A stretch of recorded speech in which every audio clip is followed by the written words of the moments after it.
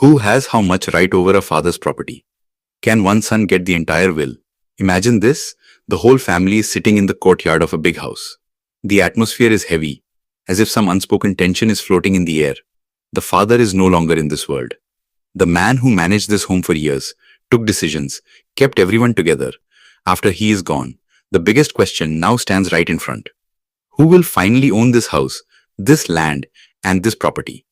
One son says that father had transferred everything in his name. The other son cannot stay quiet and objects.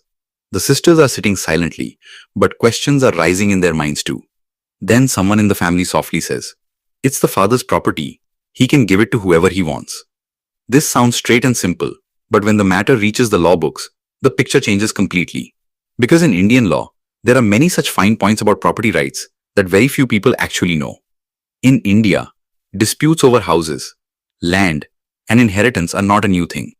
In the country's courts, lakhs of cases are pending that are connected only to property fights. Many times brothers and sisters do not even talk to each other for years. In many families, it takes so long for a court decision to come that the dispute reaches the next generation. But at the root of all these disputes, often there is just one question. How much right does each person have over the father's property? And can a father, by his own wish, give everything to just one person? In society, you often hear this belief, it's the father's property, he can give it to whoever he wants. In some situations, this is true, but not in every situation. When Indian law answers this question, it gives a lot of importance to the source of the property, meaning it is checked. Where did the property come to the father from?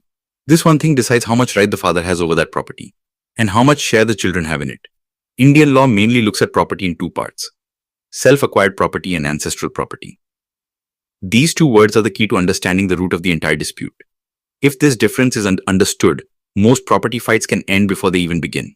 First, let's talk about self-acquired property, meaning self-earned property.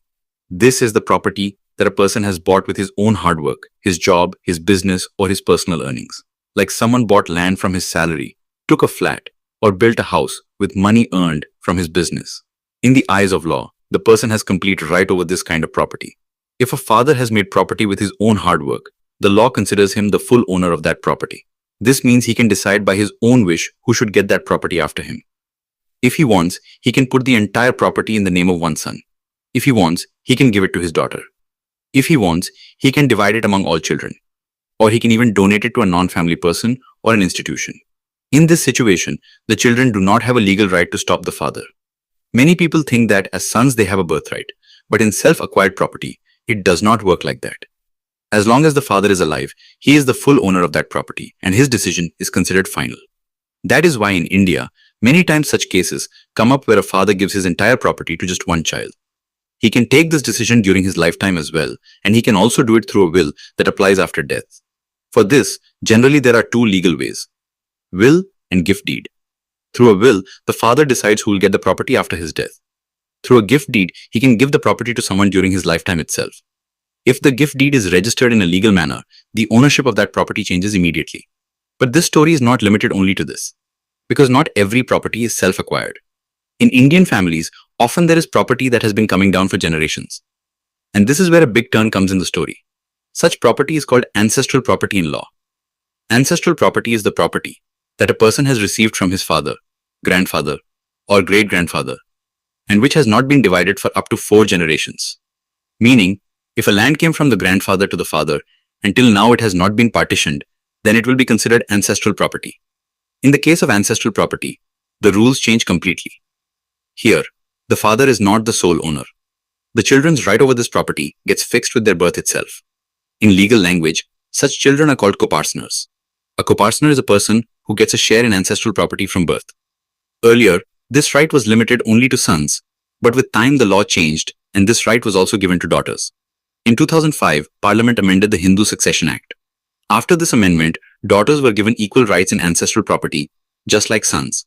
This meant that now a daughter is also considered a coparcener in her father's family from birth.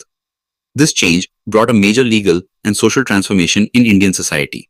Now daughters are not only emotionally a part of the family, but legally too, they are equal partners in the property. To make this law even clearer, the Supreme Court gave a historic decision in 2020 known as the Vinita Sharma versus Rakesh Sharma case. In this judgment, The court clearly said that daughters get coparcenary rights from birth, whether the father is alive or not. After this decision, thousands of women across the country made legal claims for their ancestral property rights. Courts in many cases also ensured equal shares for daughters. But in ancestral property, one important rule is this as well.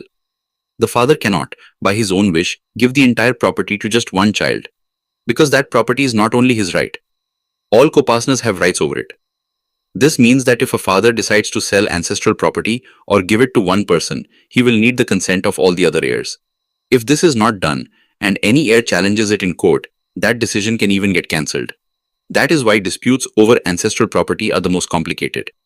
Many times people do not even understand whether the property they are selling is actually ancestral or self-acquired. If the father dies without a will, then the situation becomes different again. The law calls this intestate succession. In such a case, the division of property is done according to the rules of law. If the father has not made a will, then his self-acquired property is also divided equally among the wife and all children. This includes both sons and daughters. This means that if there is a wife, 2 sons, and 1 daughter in the family, then the property will be divided into 4 equal parts. No one will get any special right. That is why many legal experts advise that making a clear will in property matters is extremely important. Because property left without a will often becomes the reason for disputes inside the family. In India, there is also an interesting figure. Around 60% of civil cases running in courts are connected to property disputes in one form or another. Many times these cases keep going for 20 to 30 years as well. Behind these disputes, it is not only greed, there is also lack of information. Even today, many people do not know that daughters have already got equal rights in ancestral property. In many families, even today, the tradition continues that daughters do not claim their rights. But in the eyes of law, this right is completely valid, and any daughter can enforce it through the court.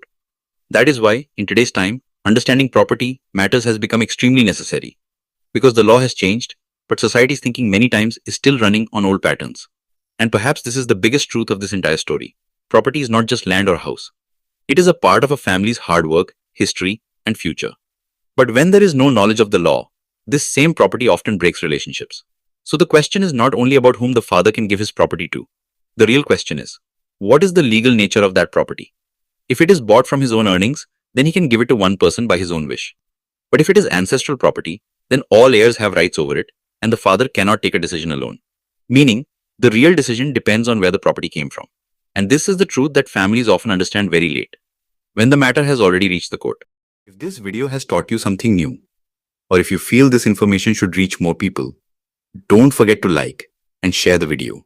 Your small share can become valuable and useful information for someone else. If you have any questions related to this topic, or if you would like to share your opinion with us, be sure to write in the comment box. We read every question and suggestion from you, because your feedback inspires us to create better content.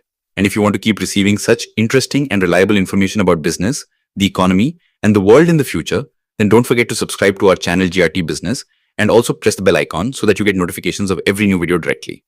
At GRT Business, we always strive to provide you with accurate, balanced, and reliable information.